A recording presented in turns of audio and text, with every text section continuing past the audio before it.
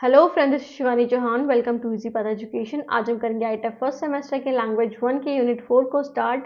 Unit 4 में हम बात करेंगे क्रिटिकल थिंकिंग क्या होती है और कैसे हम क्रिटिकल थिंकिंग एबिलिटीज़ को एनहेंस कर सकते हैं। मतलब इसकी स्ट्रेटेजीज पढ़ेंगे कि कैसे आप क्रिटिकल थिंकिंग एबिलिटीज़ को और ज़्यादा इम्प्रूव कर सकते हो। ओके, सो स्टार्ट करते हैं क्रिटिकल थिंकिंग। तो एक एग्जाम्पल से समझते हैं। एक एग्जाम्पल से आपके डेली यूज़ के या डेली लाइफ के, फॉर एग्जांपल आपके पेरेंट्स ने या फिर आपकी मोम स्पेशली, है ना, आपकी मदर ने स्पेशली, जब भी एज अ गर्ल, मतलब आप लड़कियां अगर जब बाल धोते हो, या फिर अगर लड़के भी सुनते होंगे कि फॉर एग्जांपल आपसे आप ये बोलते हो कि थर्सडे है, ठीक है, थर्सडे को आप बोलते हो कि मुझे हेयर वॉश करना है। ओके, हेयर वॉश करना है अपनी मदर से। तो आपकी मदर बोल देते हैं नहीं नहीं करना। क्यों नहीं करना आप पूछते हो तो कोई रीजन स्पेसिफिक नहीं होता उनके पास, बस ठीक है, फिर आप भी वो चीज़ें मान लेते हो। ओके, फिर आप भी हर थर्सडे को ये बोलते हो कि चलो आज बाल नहीं धोने, तो आप ऐसे ऐसे करके वो नॉलेज को या वो इंफॉर्मेशन को अलग अलग दिशाओं में स्प्रेड कर देते हो ना। तो आप बिना सोचे समझे किसी बात को मान रहे हो, है ना, विदाउट थिंकिंग एनीथिंग एल्स, कि क्या मतलब है इसका, क्या रीजन है, वो सुने बिना आप जब चीज़ों को एक्सेप्ट करने लग रहे हो, तो इट मीन्स कि जो आपके पास जो आपको मिल रही है इन्फॉर्मेशन, उसको ऐसे ही ग्रहण कर रहे हो। आप कुछ सोच विचार नहीं कर रहे हो, है ना, कि उसके पीछे क्या लॉजिक है, वो सारी चीज़ों को नहीं यूज़ कर रहे हो।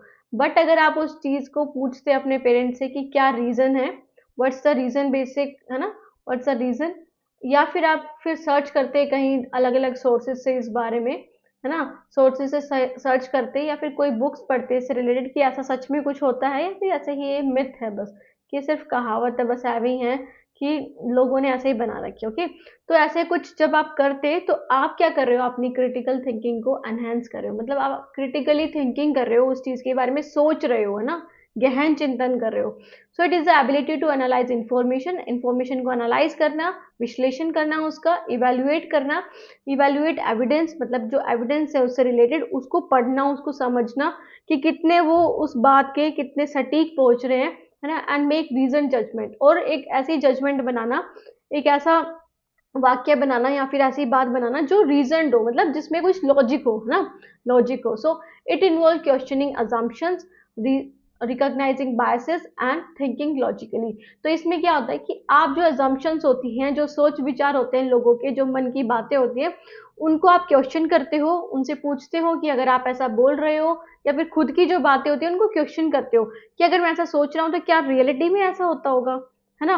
रिकॉग्नाइजिंग बायसनेस, की जो बायसनेस होती है, जैसे किसी के बात की सब्जेक्टिव बात, किसी के मन की सब्जेक्टिव, मतलब जो वो सोचता हो, जिसका वो एक तरह से उसकी अवधारणा हो, है ना, तो उसको देखना, उसको समझना, एंड थिंकिंग लॉजिकली, ऐसे थिंक करना जो लॉजिकली हो, मतलब कुछ उसमें कुछ तर्क हो, उसमें कुछ एविडेंस हो, है ना, ऐसी चीजों को सोचना। So enhancing critical thinking abilities require practice, कि आप कैसे एनहांस करते हो उसके लिए आपको प्रैक्टिस चाहिए, मतलब आपको हर चीज़ को ध्यान से सोचना होता है, डेली यूज़ में लाना पड़ेगा, हर चीज़ के एस्पेक्ट को देखना पड़ेगा, एंड इंटेंशनल एफर्ट, कि आपके खुद के अंदर से वो चीज़ें आनी चाहिए कि यस, मैं कुछ ऐसा करना चाहता हूँ, मैं ऐसे ही किसी इन्फॉर्मेशन को ग्रहण नहीं करना चाहता, मैं इसके बारे में और नॉलेज जुटाना चाहता हूँ कि क्या ये सच है, झूठ है, इसके बारे में। ओके, तो इंटेंशनली आप कर रहे हो, मतलब आपके जो मन में आ रहा है आप वही कर रहे हो। ओके, ऐसा नहीं कि आपके आपके ऊपर कोई जोर जबरदस्ती। ओके, उसके बाद है कि कैसे स्ट्रेटजीज हैं, क्या स्ट्रेटजीज हैं जिनको हम डीप में पढ़ेंगे आगे। तो ऐसे स्ट्रेटजीज है जैसे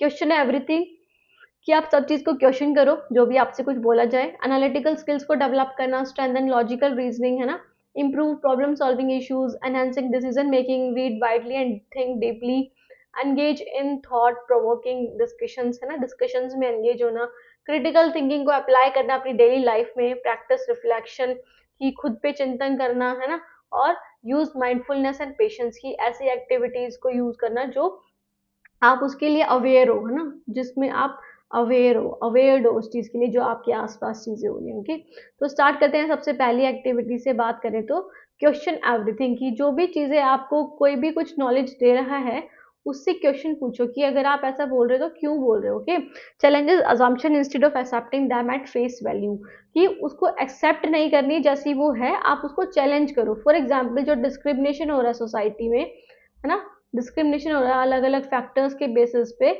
तो वो क्यों हो रहा है, आप ये नहीं कि सिर्फ उस डिस्क्रिमिनेशन हो रहा है वो बस ऐसा चल रहा है आपको कोई फर्क नहीं पड़ रहा, ये नहीं। क्रिटिकल थिंकिंग में क्या होगा, आप उसके बारे में सोचोगे, देखोगे कि क्या इसकी हिस्ट्री रही है, क्यों ऐसा हो रहा है हमारे साथ, है ना, कि रिलीजन के बेस पे क्यों डिस्क्रिमिनेशन हो रहा है, कास्ट के बेस पे क्यों डिस्क्रिमिनेशन हो रहा है, हमारे कल्चर के बेस पे क्यों डिस्क्रिमिनेशन हो रहा है। तो उन चीज़ों के बारे में आप सोचोगे और उनको चैलेंज करोगे, है ना, कि ये सब रियलिटी नहीं है, रियलिटी है कि we all are equal. Okay, so ask why, how and what if when analysing a situation, कि किसी सिचुएशन को आप एनालाइज करोगे, देखोगे, परखोगे, तो उसमें क्या क्वेश्चंस आपके माइंड में आने चाहिए, व्हाई कि क्यों, हाउ कैसे, व्हाट इफ अगर ऐसा होता, है ना। तो ऐसे क्वेश्चंस आपके मन में आने चाहिए, तब आप क्रिटिकली थिंक कर रहे हो। डेवलप एनालिटिकल स्किल्स, की आपकी जो एनालिटिकल स्किल्स हैं, इट मीन्स कि आप चीज़ों को बहुत अच्छे से परख रहे हो, बहुत ध्यान से देख रहे हो, उनको स्मॉल पार्ट्स में ब्रेक डाउन कर रहे हो, कॉम्प्लेक्स प्रॉब्लम्स को स्मॉलर पार्ट्स में, कि जो बड़ी बड़ी प्रॉब्लम्स हैं, जैसे आपने एक प्रॉब्लम देख ली डिस्क्रिमिनेशन, है ना, आपने डिस्क्रिमिनेशन देख लिया, अब उसको छोटे छोटे पार्ट्स में डिवाइड कर दोगे कि किस किस बेस पे हो रहे हैं, जैसे जेंडर के बेस पे, तो ये एक अलग एस्पेक्ट हो गया, है ना।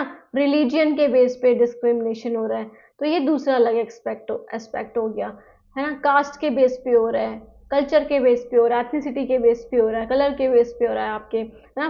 तो ये सारी चीज़ें क्या हो गई, एक तरह से कॉम्प्लेक्स प्रॉब्लम को आपने सॉल्व डाउन कर लिया, ब्रेक डाउन कर लिया छोटे छोटे पार्ट्स में। Examine cause and effect relationship, अब आप ये देखो कि क्यों हो रहा है, मतलब क्या कोज है इसका और क्या इफेक्ट पड़ रहा है लोगों पे, है ना, क्या कारण है इस चीज का, जेंडर डिस्क्रिमिनेशन हो रहा है वो उसका क्या कारण है। तो जैसे हमने देखा हिस्ट्री में ये सब बहुत पहले से दिखाई देता है हमें, है ना, कि लड़कियों को कुछ कुछ ही जो चीजें हैं वो करने दी जाती है, उनके ऊपर लिमिटेशन ज्यादा होती है ना। फिर उसका इफेक्ट देखोगे कि इसका क्या इफेक्ट देखने को मिला है, कि वो थोड़ा एक तरह से लड़कियों को बहुत सेंसिटिव माना गया है अब, है ना, ये सब चीज़ों की वजह से उनको पढ़ाई नहीं करने दी जाती।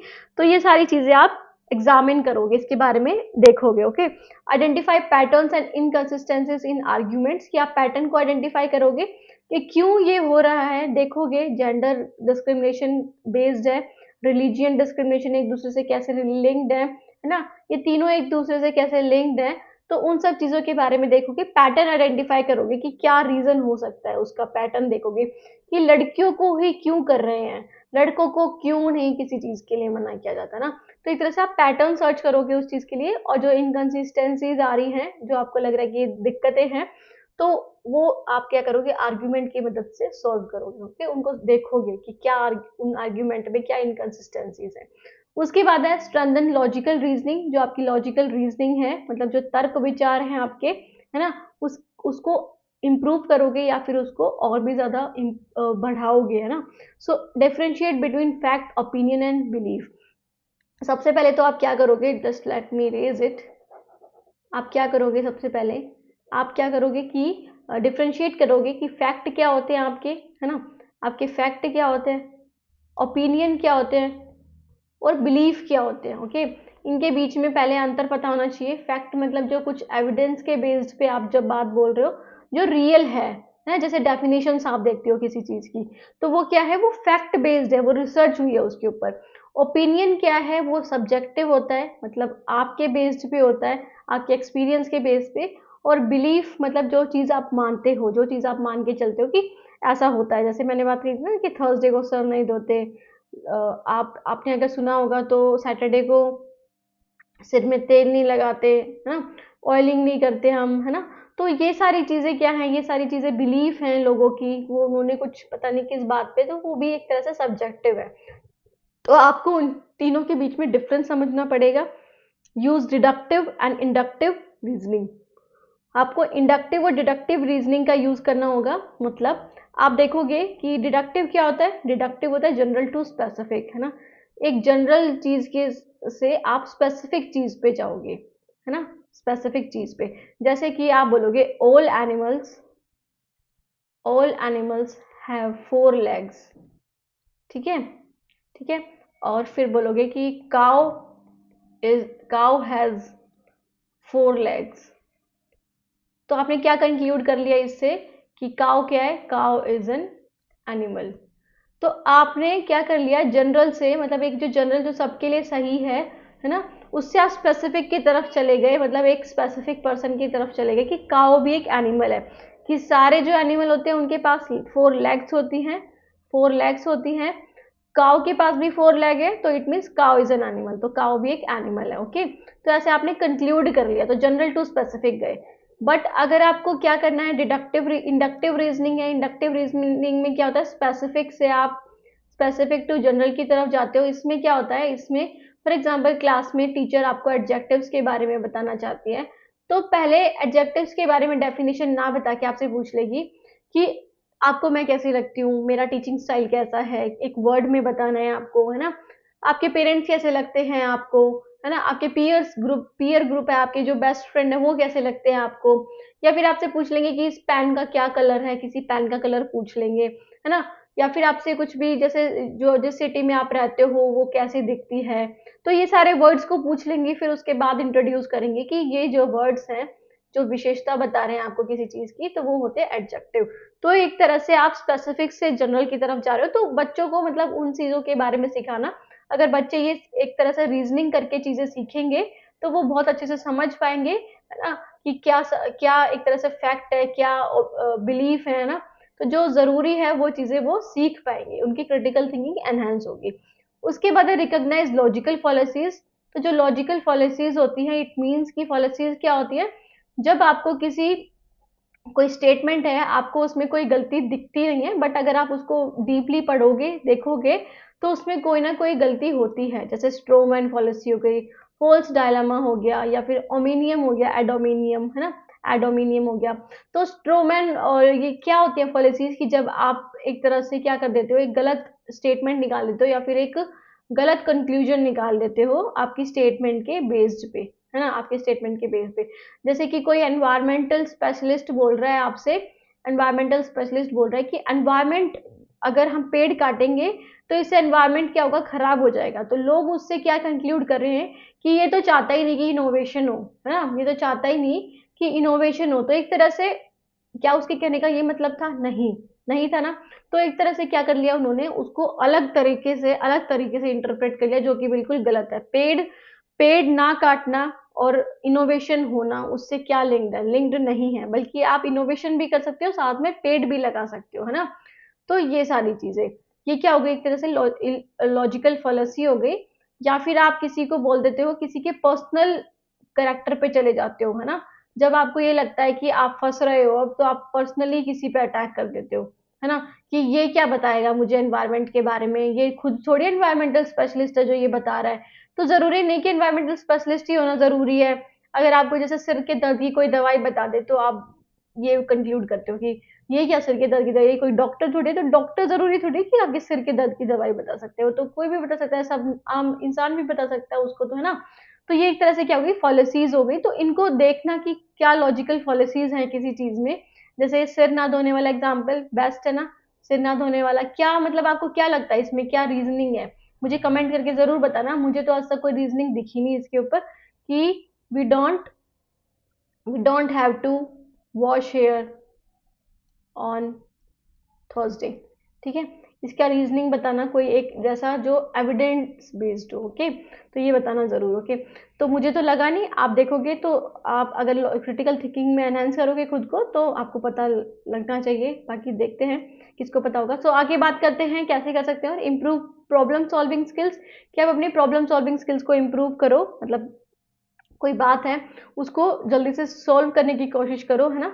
तो approaches problem with an open mind, कि कोई भी प्रॉब्लम है उसको अप्रोच करो कि मैं सॉल्व करूंगा, और बिल्कुल ओपन माइंड से, मतलब कोई भी बायसनेस नहीं होनी चाहिए आपके अंदर, खुद के विचार नहीं, बल्कि आप एक तरह से ओपन माइंडेडली उसे बताओ, कि ऐसा नहीं जज कर रहे हो आप किसी चीज को, है ना। Consider multiple solution before deciding, कि सोचने से पहले, जब भी कोई कंक्लूजन ले रहे हो उससे पहले बहुत सारे आप एक तरह से मल्टीपल जो सोल्यूशन है उसके रिगार्डिंग वो सोचो पहले, उसके बाद किसी कंक्लूजन पे आओ। Okay, weigh pros and cons using objective criteria, कि कोई भी बात है तो आप उसके एडवांटेजेस और एंड डिसएडवांटेजेस देखो पहले, तो है ना, एडवांटेजेस और डिसएडवांटेजेस देखो कि क्या प्रोज एंड क्रोज है उसमें, कौन सा है जो मैं बात कर रहा हूँ, जो मुझे सोचनी है। ओके, जिस बारे में मुझे सॉल्व करनी है, ठीक है, जो मुझे एक तरह से कंक्लूड करनी है, उसमें क्या दिक्कतें आ सकती है, या फिर क्या उसमें बहुत अच्छी चीजें भी है। फिर है एनहेंस डिसीजन मेकिंग, कि आप अपनी डिसीजन मेकिंग को एनहेंस करो, इससे आप इंप्रूव कर सकते हो अपनी क्रिटिकल थिंकिंग स्किल्स, कि based decision on evidence rather than emotions, की जो आपके डिसीजंस होने चाहिए वो एविडेंट बेस्ड होने चाहिए, ना कि इमोशंस पे, है ना। बोलते हैं ना कि आप तो इमोशंस में बह जाते हो, तो इमोशंस में नहीं बहना, आपको एविडेंट के थ्रू सोचना है उन चीज़ों के बारे में। सोचो अगर जज जो होते हैं, है ना, जज होते हैं, अगर वो इमोशंस में बह जाए तो क्या रियल जो डिसीजंस हैं, रियल जो एक तरह से आप बोल सकते हो कि रियल आप बोल सकते हो जस्टिस कैसे मिल सकता है इंसान को, नहीं मिलेगा ना, क्योंकि इमोशंस तो जो एक्टर होते हैं वो तो बहुत अच्छे से इमोशंस दिखा सकते हैं, कुछ भी कैसे भी, है ना।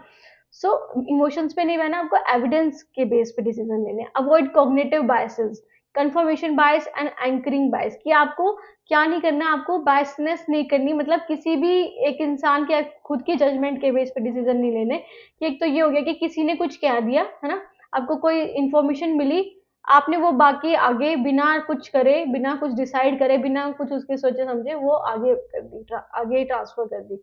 तो आप क्या कर रहे हो कि बायसनेस कर रहे हो, कि आपको ये लग रहा है कि ये सही है, ठीक है, कॉग्निटिव बायसनेस आ गया आपके मन में, कि आपका दिमाग तो उसके बारे में सोच नहीं रहा, बस जो सुना बस वही बता दिया, ओके। ठीक है, ये सारी चीजें आपको नहीं करनी है। फिर है consider alternative perspective before making judgement, की कोई भी जजमेंट बनाने से पहले, कोई भी कंक्लूजन निकालने से पहले आपको उसके ऑल्टरनेटिव सॉल्यूशन या ऑल्टरनेटिव पर्सपेक्टिव को ध्यान में रख के चलना चाहिए, ना। कि सिर्फ ये नहीं कि सिर्फ आपके मन से अगर वो गलत है तो इसका मतलब जरूरी नहीं है कि वो किसी और के लिए भी गलत हो, है ना।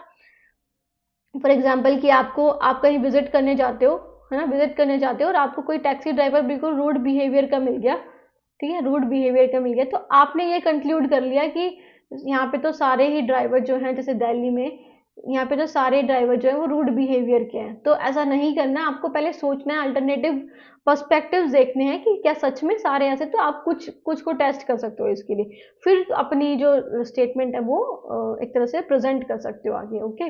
फिर उसके बाद है read widely and think deeply, कि आप क्या करो, वाइडली रीड करो, वाइडली इन द सेंस कि बहुत अच्छे से गहन गहन थिंकिंग करो, या फिर क्रिटिकल थिंकिंग, या फिर आप बोल सकते हो वो थी डीप थिंकिंग करो आप, okay, sorry. Engage with diverse view point in books, articles and discussion, कि आप अलग अलग व्यू पॉइंट में एंगेज हो, मतलब अलग अलग बुक्स को पढ़ो, आर्टिकल्स को पढ़ो, डिस्कशंस को देखो, है ना। जो जो चीज़ें हो रही हैं हमारे डेली लाइफ में या हमारे नेशन में या इंटरनेशनली जो चीज़ें हो रही हैं उसको देखो आप। Analyse argument from different perspective, कि कोई भी आर्ग्यूमेंट है, जैसे कि कोई भी बात कहने के तरीके बहुत सारे हो सकते हैं, अलग अलग पर्सन के अलग अलग व्यू पॉइंट हो सकते हैं, तो सबके पॉइंट ऑफ व्यू देखने आप, ओके। फिर है compare different sources of information to check accuracy, कि डिफरेंट सोर्सेज को कंपेयर करो, जैसे कि आप फोन लेते हो तो वहाँ पे आप फ्लिपकार्ट पे अगर चेक करोगे तो नीचे आपको कंपैरिजन दिखता है, कि अगर आप वन प्लस का नोट 2 लोगे तो उसके ये फीचर्स हैं, तो उससे कंपैरिजन में दूसरा फ़ोन जैसे वन प्लस का आप नोट 3 या नोट 5 जो भी है वो लोगे तो उससे कैसे बेटर है। तो आप कंपैरिजन करो ताकि आप एक्यूरेसी चेक कर सको कि कौन सा आपके लिए बहुत ज़्यादा सटीक है या बहुत ज़्यादा सही है, ओके। फिर है engage in thought provoking discussions, कि आप जो डिस्कशंस हैं जिसमें आपको कुछ विचार सामने आए, है ना, विचार सामने आए उसमें आप एंगेज करो, उसमें आप इंक्लूड हो। Debate ideas with others to test your reasoning, की अपनी जो रीजनिंग है, अपने जो तर्क व्यवहार है, आप उसको क्या कर सकते हो, टेस्ट कर सकते हो डिस्कशंस में इन्वॉल्व होके। Listen actively and consider counter arguments, कि आप क्या करो, सुनो पहले तो ध्यान से जो बात कर रहे हैं, जैसे पॉलिटिक्स में बहुत ज़्यादा होता है कि आपको ध्यान से सुनना पड़ता है, फिर उसके बाद अपनी आर्ग्यूमेंट रखो, जो आपको लगता है कि वो उसने सही नहीं बोला, फिर आप सही करके बताओ, ओके, ओके। फिर ask clarifying questions to deepen understanding, की क्लैरिफाइंग क्वेश्चंस पूछो, मतलब आप ये पूछो कि क्या आप ये कहना चाहते हो, और फिर अपनी बात को रखो, ओके, ताकि आपकी जो अंडरस्टैंडिंग है वो और भी ज़्यादा इम्प्रूव हो।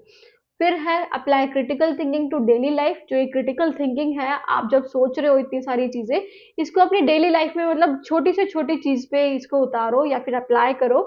Question media messages and advertisement, जो एडवर्टीजमेंट हमें दिखाते हैं ना, काला गोरा होने की, कपड़े साफ करने की, बिल्कुल चमकदार हो जाता है, या फिर कोई भी एडवर्टीजमेंट दिखाता है उस पे, उसको थोड़ा सोचो उसके बारे में, क्या रियल में ऐसा हो सकता है जो एडवर्टीजमेंट में दिखाते हैं ना। Analyse work place decision logically, कि आप क्या करो, जो वर्क प्लेस डिसीजंस हैं, मतलब जो डिसीजंस हैं उसको लॉजिकली एनालाइज करो। जहाँ पे जो चीज़ें हो रही हैं, जैसे आपके पास जो भी चीज़ें हो रही हैं उसको समझो, उसको देखो ध्यान से कि क्या ये सही हो रही हैं, क्या ये रियल है ना। तो ये सारी चीज़ें। Use critical thinking in financial and personal choices, कि अपनी जो फाइनेंशियल चॉइसेस हैं, फॉर एग्जांपल आपके पास 20,000 रुपीज़ है, आपको कैसे खर्च करने हैं, उसके लिए आप क्रिटिकल थिंकिंग करो। आप ये देखोगे कि मैं इसमें कैसे यूटिलाइज भी कर सकता हूँ, इसको 20,000 को यूटिलाइज भी कर सकता हूँ, कैसे मैं इसमें से सेविंग भी कर सकता हूँ जिससे मुझे ज़्यादा प्रॉफिट भी हो, अगले अगले महीने के लिए मैं बचा सकूँ, और मैं ट्रिप्स भी प्लान कर सकता हूँ।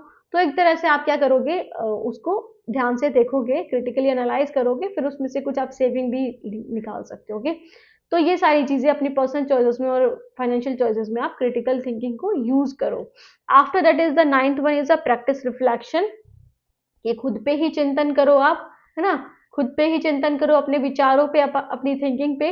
Regularly views your own thought process, की अपने ही थॉट प्रोसेस को रेगुलरली रिव्यू करो। जर्नलाइजिंग करना स्टार्ट कर दो, मतलब डायरी लिखना स्टार्ट कर दो कि कल मैंने क्या किया था और आज मैंने क्या किया, क्या डिफरेंस है उन सब चीज़ों के बीच में। Identify areas where you may have been biased और मिस्टेकन, जहाँ पे आपको लगता है कि मैंने कुछ गलती की है, या फिर जहाँ पे आपकी खुद की बायसनेस आ गई हो, सब्जेक्टिविटी आ गई हो, वहाँ पे आप देख सकते हो उस एरिया को, है ना। जर्नलाइजिंग के थ्रू, मतलब डायरी एंट्री के थ्रू आप देख सकते हो उस चीज़ को, आप लिखोगे जो डेली अपने रूटीन को, तो आप देख सकते हो उस चीज़ को, है ना, अपने बायसनेस को, अपने मिस्टेक्स को। Adjust your thinking based on new evidence, फिर एडजस्ट करो, मतलब जो आपने सोचा था कि वो ऐसा अब नहीं हो रहा। जैसे ड्राइवर, आपने सोचा था कि ड्राइवर जो है दिल्ली के ना, वो खराब है, वो रूड बिहेवियर के एक इंसान की वजह से, बट आप दूसरी बार दिल्ली गए तो आपने देखा कि बहुत अच्छा आपको मतलब इतना सही ड्राइवर मिला कि आपको थोड़ा और आगे जाना था, तो वो बिना पैसे के लिए भी ले गया। तो आपकी एक तरह से क्या होगी, अब आपकी थिंकिंग बिल्कुल अलग हो गई। तो आपको एडजस्ट करना है उस न्यू एविडेंस के बेस पे, और फिर देखना है, सोचना है, समझना है उस चीज़ के बारे में। ओके, फिर है यूज माइंडफुलनेस एंड पेशेंस, कि अपना खुद का दिमाग भी लगाना है अच्छे से, बिल्कुल ध्यान से, है ना। अवेयर्ड रहना है चीज़ों के प्रति, ऐसा नहीं कि किसी ने कुछ भी बोल दिया और आपने सुन लिया। So avoid rushing to conclusion, कि ऐसा जल्दी से ही कंक्लूजन पे भागने की कोशिश मत करो। पहले चीज़ों को सोचो, देखो, एनालाइज करो, एग्जामिन करो, फिर इंटरप्रेट करो उसे कंक्लूजन की तरफ। ओके, फिर है take time to process information to carefully, कि थोड़ा टाइम लो कि आप उस इंफॉर्मेशन को देखो, उसके बारे में समझो, उसके बारे में सोचो।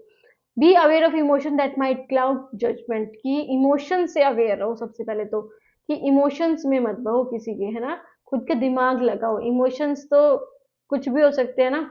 इमोशंस में अगर बह सकते हैं तो फिर तो एक्टर्स हैं वो तो सच में हीरो हीरो हैं हमारे, है ना। सच में हीरोइंस हैं वो तो, है ना, कि वो सबके रोल मॉडल बन सकते हैं।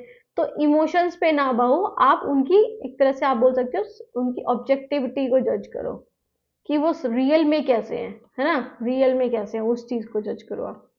तो इस तरह से आप अपनी जो क्रिटिकल थिंकिंग स्किल्स हैं उनको इम्प्रूव कर सकते हो। क्वेश्चन आ सकता है आपके पेपर में क्रिटिकल थिंकिंग स्किल्स का, पढ़ के जाइएगा इस क्वेश्चन को। बहुत ही आसान टॉपिक है, बहुत ही आसान, कि कैसे आप क्रिटिकल थिंकिंग स्किल्स को इम्प्रूव कर सकते हो। तो ये जो 10 स्ट्रेटेजीज मैंने बताई हैं आपको, अगर ये आपने अपने जीवन में भी उतारोगे और अगर आप क्या करोगे, इनके बारे में लिखोगे अपने पेपर में, तो you will get better marks, है ना, अच्छे मार्क्स मिल सकते हैं आपको। ओके, सो स्टूडेंट्स, ये थी आज की हमारी क्लास। हमने पढ़ा क्रिटिकल थिंकिंग के बारे में, क्रिटिकल थिंकिंग क्या होती है और स्ट्रेटेजीज क्या होती है, क्या स्ट्रेटेजीज है इसको इम्प्रूव करने के लिए। कोई भी डाउट, कोई भी क्वेरी हो तो आप पूछ सकते हैं कमेंट सेक्शन में, और सब्सक्राइब कर लीजिएगा चैनल को, नहीं किया है अभी तक, नहीं जुड़े हैं तो, क्योंकि आगे भी वीडियोस आती रहेंगी आगे सेमेस्टर के अकॉर्डिंग, और नोटिफिकेशंस भी और बाकी जो अपडेट्स आते रहते हैं वो भी मैं डालती ही रहती हूँ। ओके, सो इसके लिए सब्सक्राइब कर लीजिएगा, वीडियो पसंद आए तो वीडियो को भी लाइक कर दीजिएगा। डाउट क्वेरी पूछ सकते हैं कमेंट सेक्शन में, इंस्टाग्राम के थ्रू, मैं लिंक आपको डिस्क्रिप्शन बॉक्स में दे दूंगी। आप इसकी प्लेलिस्ट भी देख सकते हैं, वो भी आपको डिस्क्रिप्शन बॉक्स में मिल जाएगा उसका लिंक, लैंग्वेज 1 की।